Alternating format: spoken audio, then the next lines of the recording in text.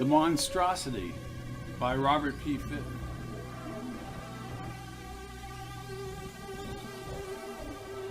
Vincent Montessori leaned back in the smooth leather seat as his driver drove the limo across town. He loosened his silk tie, gripped the phone, and picked up his drink from the side table.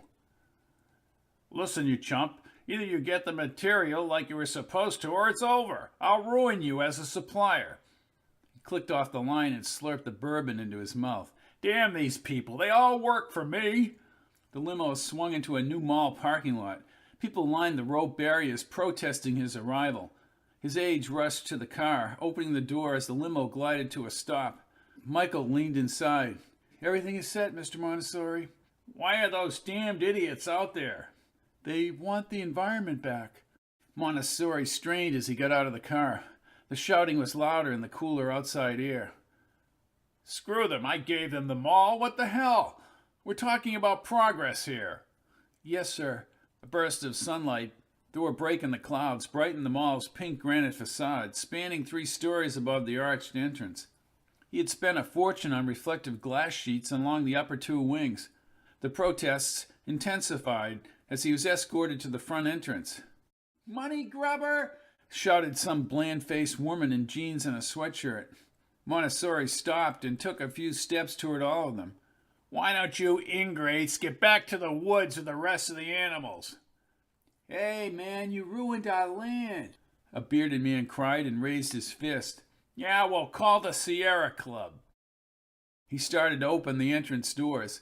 A contingent of local leaders lined the inner neon sign corridor. The fat little mayor in his plaid green suit stuck out his hand. "Well, it's an honor, Mr. Montessori." "Yeah, well, if it's such an honor, why are those scum out there yelling insults at me?" "I'm sorry, the court order." Montessori rolled his eyes to Michael and focused on the towering water fountain under the skylight dome ahead. He walked ahead of his aide. "Well, I see they finally got the correct water pressure, Michael." Somebody yelled behind him. He stopped, and so did the crowd following him. A man in an olive army jacket and jeans screamed like a nut from an insane asylum. Cops chased him up the corridor. "You ruined the earth! You're a criminal! You're a criminal!"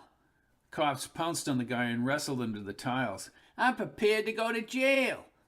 The mayor moved next to Montessori. "Mr. Montessori, I have a private room reserved for you away from these, No, I wish to talk to this man." "Hey, Mr. Montessori, do you really think that's a good idea?"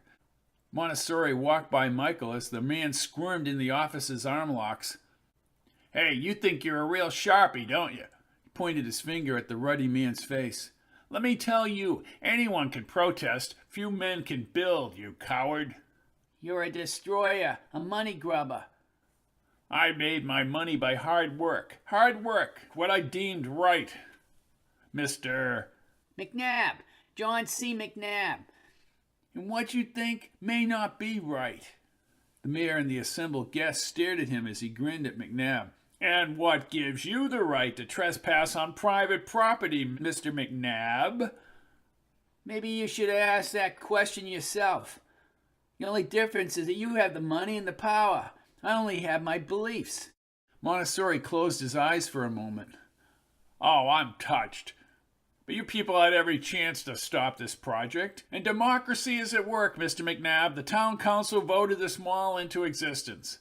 Michael stood closer. "I think we should move along, sir." Montessori nodded, but McNabb started again. "Yeah, the town council voted after you paid them to vote." "Get him out of here. Lock him up," said Montessori as he kept walking. The mall manager rushed up to him as he continued toward the water fountain. "What do you want?" We might be sued. I think he should be released." Montessori stopped and looked back toward McNabb, being dragged outside. Then he faced the little mall manager. "You're fired." "Sir?" "I have a wife and 3 children, Mr. Montessori." "That's not my problem." He continued his walking pace. The manager protested to the mayor, and Montessori smiled, shaking his head as he approached the fountain. The fountain blossomed into a wide-spreading surge, bubbling into the rich blue mosaic rim below. When he turned, the manager, arms extended, ran at a full clip. Montessori was hit in the chest. His legs buckled and he careened into the fountain. The cool moisture saturated his suit and his head smacked against the rim tiles. Darkness and a floating sensation took his thoughts into a confused, half-conscious jumble. He swished his arms through the water and rose upward. Sunlight covered the water sheets, cascading into the pool. He did not see Michael or the mayor's people. Michael! The water dripped off his clothes. He removed his suit coat and tossed it over the rim. The mall behind him was empty. Where the hell is everybody? He trudged through the water and climbed onto the vinyl floor tiles. The neon store lights blazed down the vacant mall's length. His mushy shoes left a track of water to the first storefront. Blue digits were illuminated on the register readouts, and lights blazed as if the store was open for business. He rubbed the stinging lump on the back of his head and shuffled to the side corridor, retracing his steps to the outside entrance. Well, this is damn strange. Gray-layered clouds moved quickly above the yellow fall foliage across the parking lot. Orange-vested police held back shouting protesters behind the ropes. Montessori gazed back through the empty mall to the fountain as he gasped the aluminum door handle. The door was locked when he pushed. Stepping out, Mr. Montessori? He saw McNabb's reflection in the sheet glass. Are you the cause of all this? Indirectly. Montessori spun around. Well, open the doors before I have you arrested. McNabb raised his head skyward and grinned. You never learn, do you? McNabb was less than 15 feet away when he turned. I said open the door. I'm going to my limo. Where's Michael? You know, Mr. Montessori, I have no problem with people making money. I'm glad, he said, rattling the door. Is that what you do with your life? You aren't in judgment of my life. I'll get out of here, you bastard. In the glass, McNabb stepped closer. Oh, you're free to leave this mall. Montessori grit his teeth and turned. He pointed his finger. Just because you've accomplished nothing in your worthless life. I can go with you out the door if you wish. I don't need you, McNabb. The door moved. Montessori tripped on the threshold and stumbled onto slick brown tiles. Using a narrower mall corridor similar to a shopping center he had built in Rochester, New York 16 years ago. Shoppers moved quickly and music blared through the overhead ceiling speakers. The outside parking lot was smaller and packed with cars. The trees were green. Montessori pressed his lips firmly together and opened the door again. The outside lot was now replaced by a brightly painted cement floor of another mall. McNabb, in his army jacket and jeans, stood with one foot on an oak bench under an artificial tree. Hey, welcome. Am I dead? Did that blow on the head kill me? Nope. Okay, then tell me what the hell's going on here.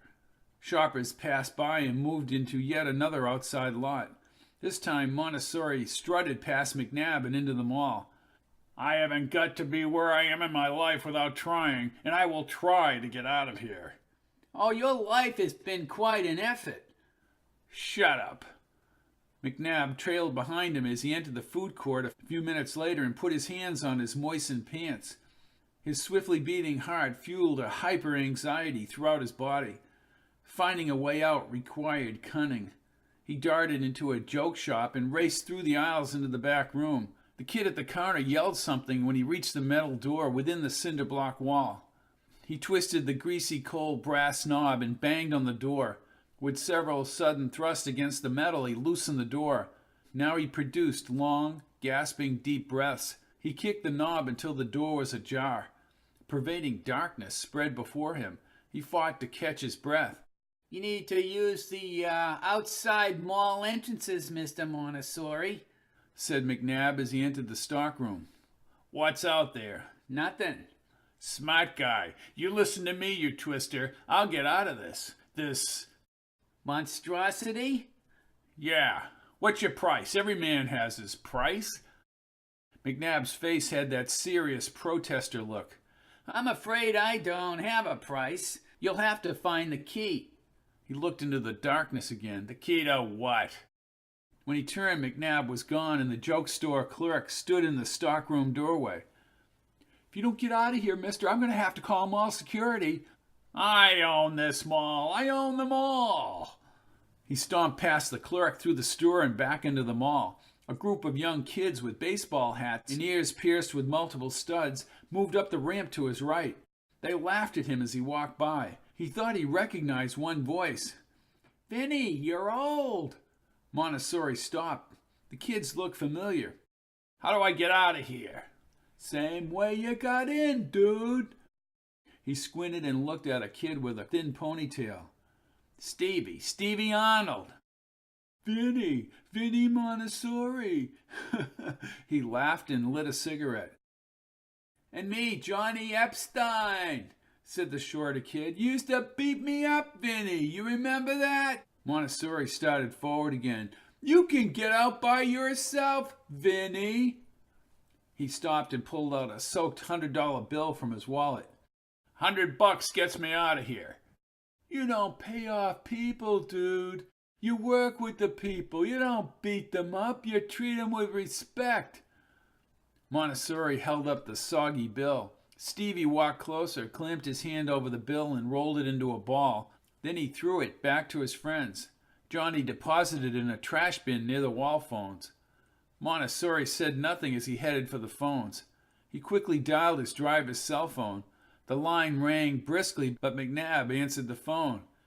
This is John McNabb. Where the hell are you? Asked Montessori as he reached the trash bin for the compressed bill.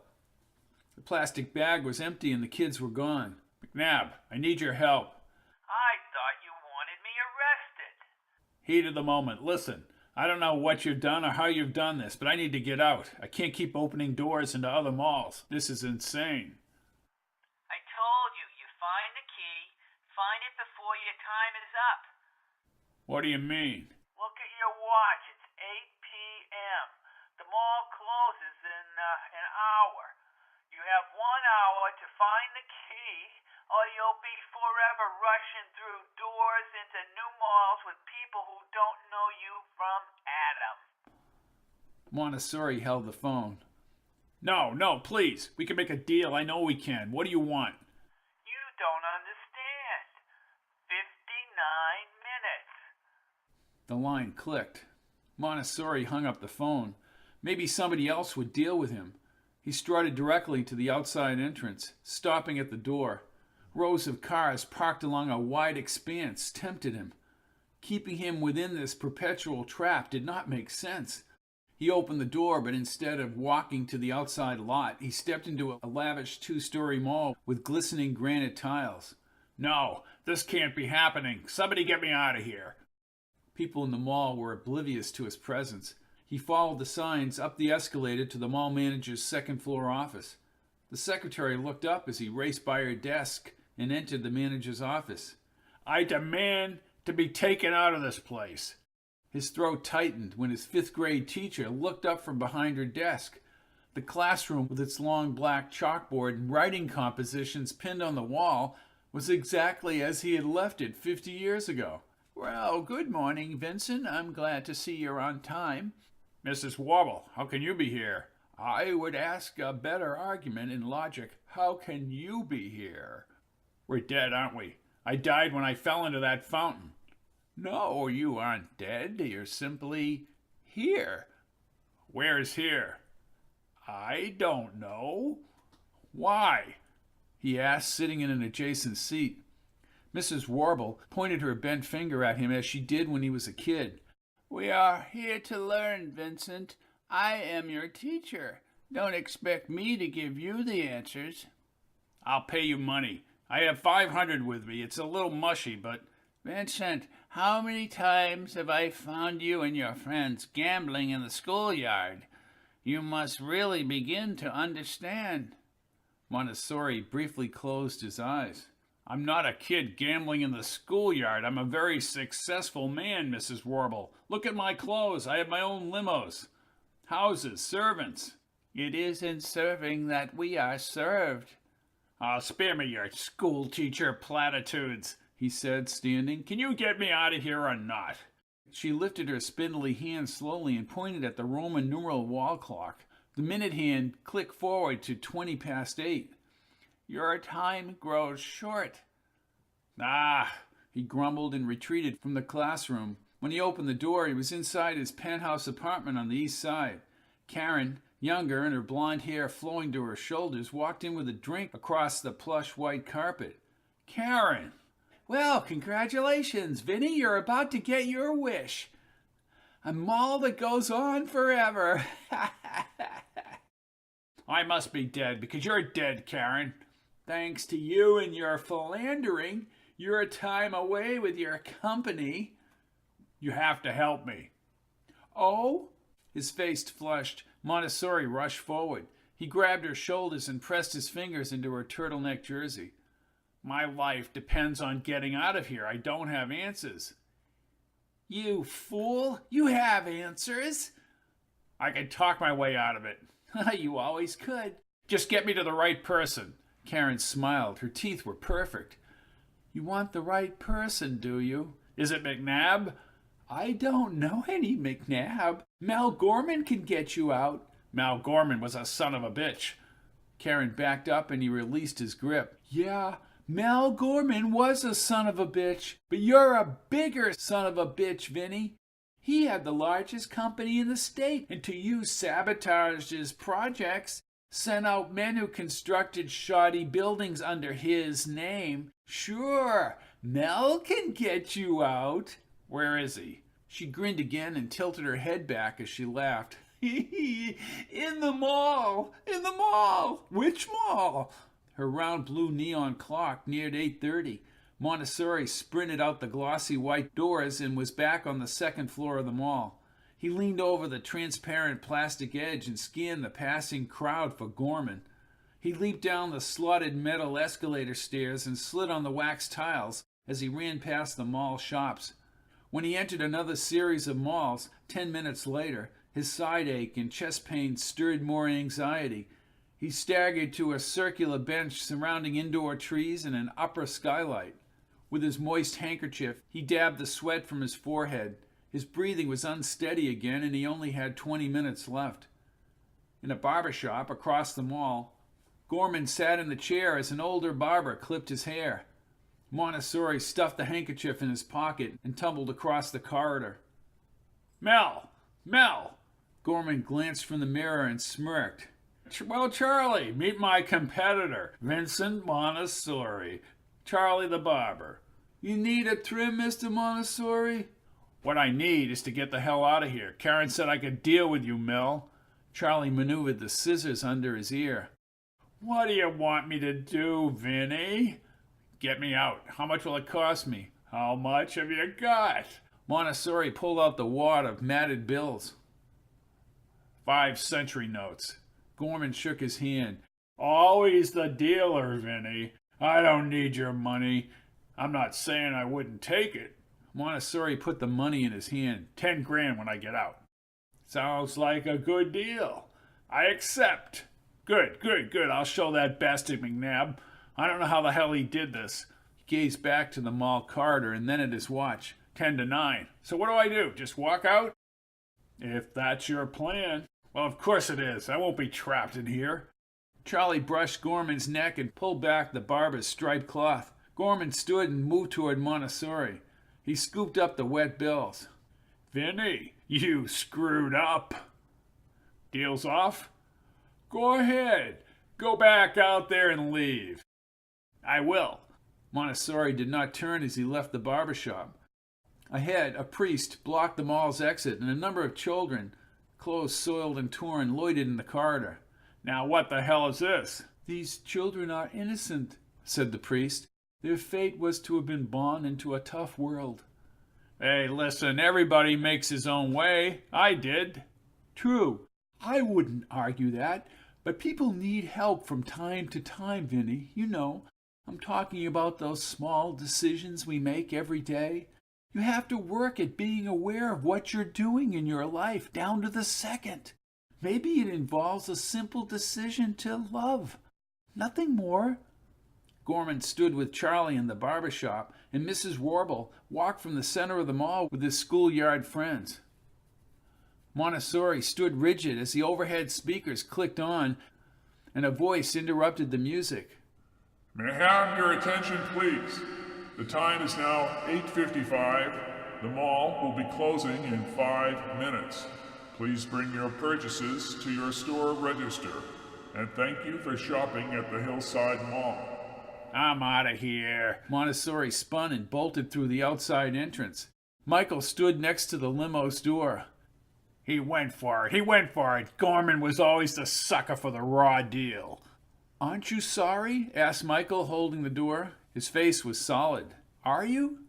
Sorry I was trapped. Screw Gorman. Michael slammed the door and walked around the limo. He opened the driver's door and got inside. What the hell do you think you're doing? Montessori pulled on the door handle as the engine revved. He ran a few steps into the lot. Why, you son of a bitch, you're fired. He looked at his reflection in the mall window glass. His office was only 10 minutes away. He quickly moved to the phones along the concrete wall, but had trouble breathing as he lifted the receiver. Around the parking lot, cars and the distant trees slowly faded. The resulting darkness reminded him of an eclipse. In only a few seconds, a nothingness deeper than night surrounded him. The phone signal gyrated and he turned toward the mall's now brightly lit interior. As the air thinned, he dropped the phone line and fell to his knees, gasping for air. He crawled across the cement and reached the metal frame door. The door opened and McNabb looked down. You can't survive out there, Mr. Montessori. I made a deal. He sucked in the air, filtering in from outside. You did, but not with Gorman. Gave him cash. More was coming. Who the hell else was I supposed to deal with, McNabb? Never ends. McNabb extended his hand and pulled Montessori up. Montessori's joints throbbed as he stood inside and the door closed. McNabb had an odd smile as he shook his head. The only deal we really make, Mr. Montessori, is with ourselves.